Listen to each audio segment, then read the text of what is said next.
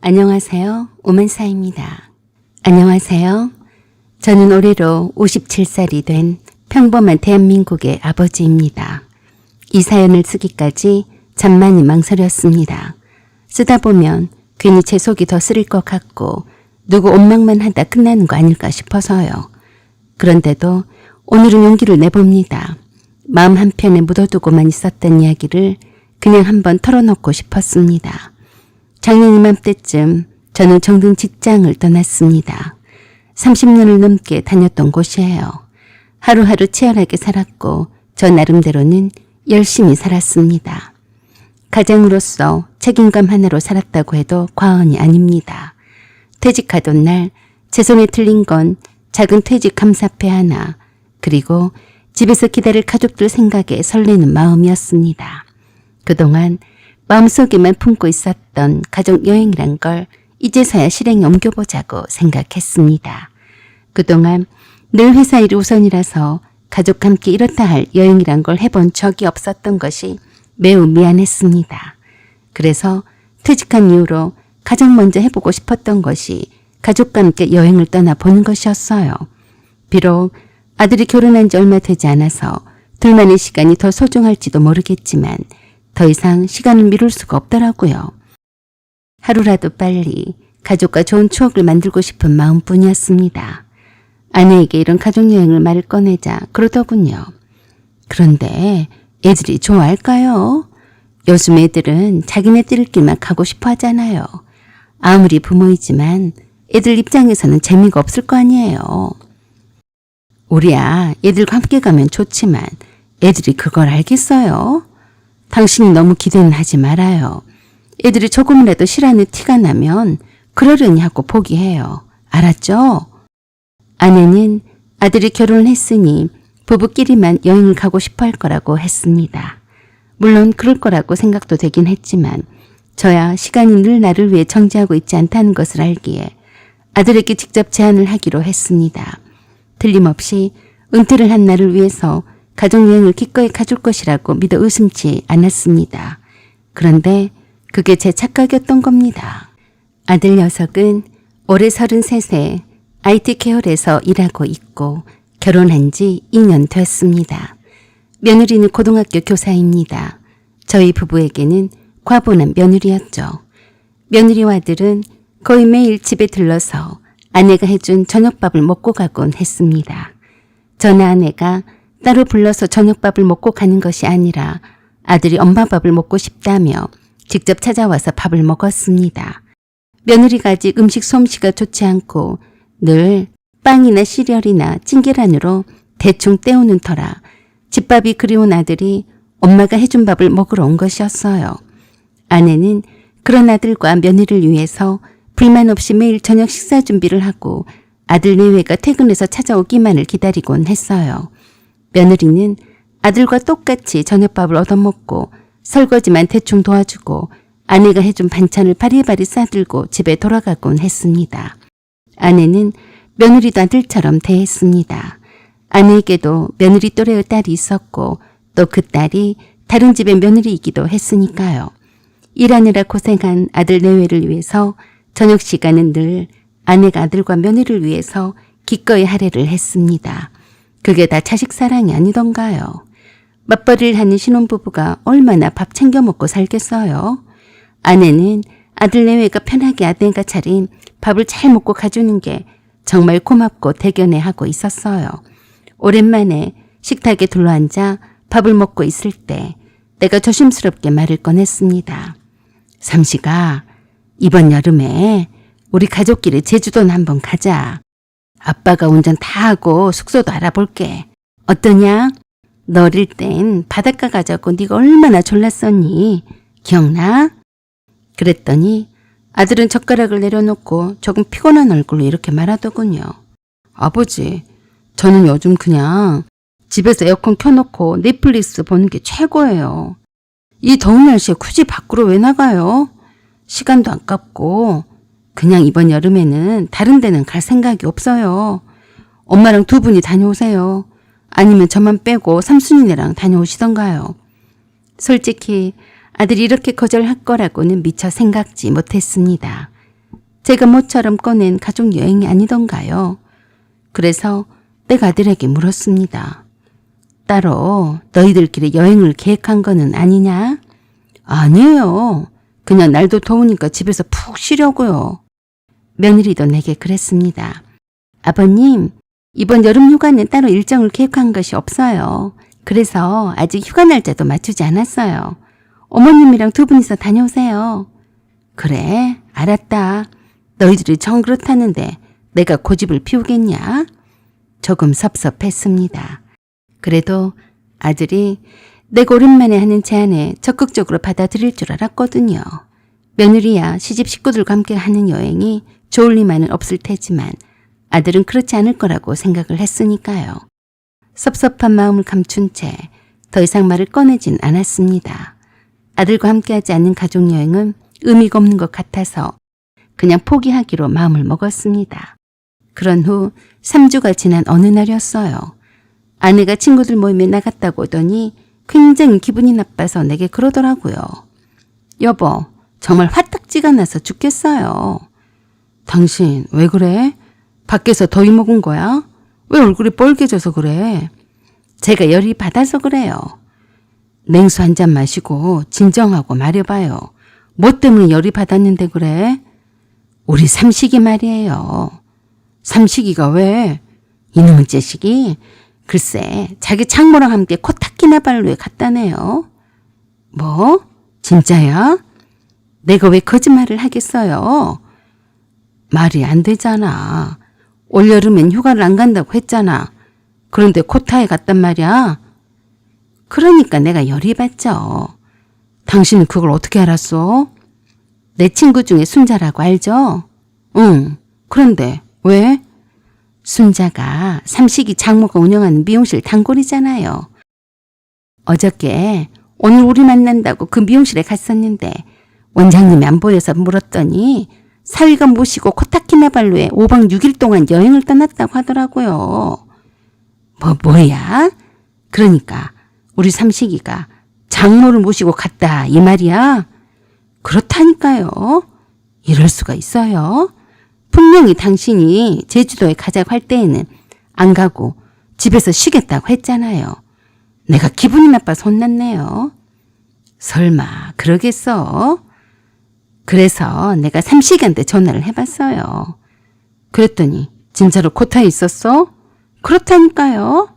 삼식이가 뭐라고 하는 줄 알아요? 뭐라고 했는데? 장모님이 미용실에서 일만 하시니까 일부러 바람 좀 쐬고 스트레스 좀 푸시게 하려고 모시고 왔대요. 그래? 믿을 수가 없는데? 조금 섭섭하네. 그러니까 말이에요. 속이 상했지만 어쩌겠습니까? 저는 아내를 다독거렸어요. 자식들이 부모 마음을 얼마나 알겠어? 우리들이 속이 상하다고 해봤자 소용이 없을 거야.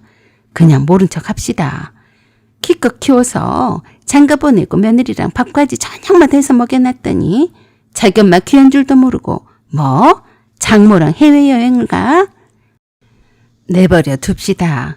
장모한테라도 잘하니까 얼마나 좋아요. 그렇게 생각합시다. 이젠 우리 둘이 잘 살면 된 거니까 내가 그동안 당신한테 못했던 거를 이참에 다 되갚으리다. 당신이랑 나랑 더 좋은 데로 여행을 가면 되지 않소. 내가 아내를 위해서 살갑게 대하자 아내도 많이 속상한 마음이 많이 사그라들었습니다. 그런데 그날 저녁에 삼순이가 집에 찾아왔어요. 그날은 서울에 폭염경보가 내린 7월 중순의 어느 오후 거실에서 뉴스 보다가 잠깐 잠들었는데 딸아이가 소리를 지르며 뛰어왔습니다. 아빠, 오빠 인스타 보셨어요? 이게 말이 돼요? 내가 삼식이 인스타 계정을 모른다. 내가 인스타를 안 써서 몰라. 뭐 때문에 그렇게 호들갑이야? 그러자 딸이 자기 핸드폰을 내게 보여주었습니다. 아들의 인스타였어요. 파란 바다, 붉게 물든 코타키나발루에 해질녘 하늘이 황홀한 사진들이 한둘이 아니었습니다. 참 낭만적이고 아름다운 광경들이었습니다. 어디 잡지책에 나온 사진들 같았어요. 이렇게 멋진 곳이 있었다니 저는 이제껏 한 번도 가보지 못한 곳들이었습니다. 그리고 그 옆에 릴렉스 체어에 앉아 해맑게 웃고 있는 우리 아들과 아들의 장모와 며느리가 행복한 미소를 띄우고 있더군요. 막상 사진을 보고 나니 겨우 억누르고 있던 아들에 대한 속상한 마음이 슬금슬금 올라왔습니다. 한때는 저랑 같이 강릉까지 자전거 타고 다녔던 아들이 제가 제안한 제주도 여행은 귀찮다며 거절하더니 우리 몰래 장모와 함께 코타키나발루에 갔다니 자꾸 괘씸하더라고요. 코타키나발루 참 생소한 여행지였습니다. 내가 원래 해외여행에는 관심이 없던 터라 그런 곳이 있었는지도 처음 알았습니다. 장모님과 코타키나발루, 그것도 5박 6일 힐링 자유여행? 아내는 말없이 창밖만 바라보았습니다. 딸은 말도 안 된다고 분을 사귀지 못했고 저는 그날 밥이 넘어가질 않았습니다. 뭐 그럴 수도 있지. 그깟 일로 밥이 넘어가질 않는다고 하냐고 하실 겁니다. 속이 상한 건 상한 거죠. 그날 밤 아들에게 전화를 걸었습니다. 너 지금 어디냐? 아버지, 지금 코타키나발루냐? 네. 너 제주도는 싫다며 가족여행은 돈 아깝고 시간 아깝다더니 네 장모님과는 바다 보고 마사지 받고 사진도 찍고 그건 되는 거냐? 아버지, 죄송해요. 장모님이 좀 힘드셔서요. 요즘 우울증도 있다고 해서요. 집에서 그냥 쉬면서 올여름 휴가를 보내려고 했는데요.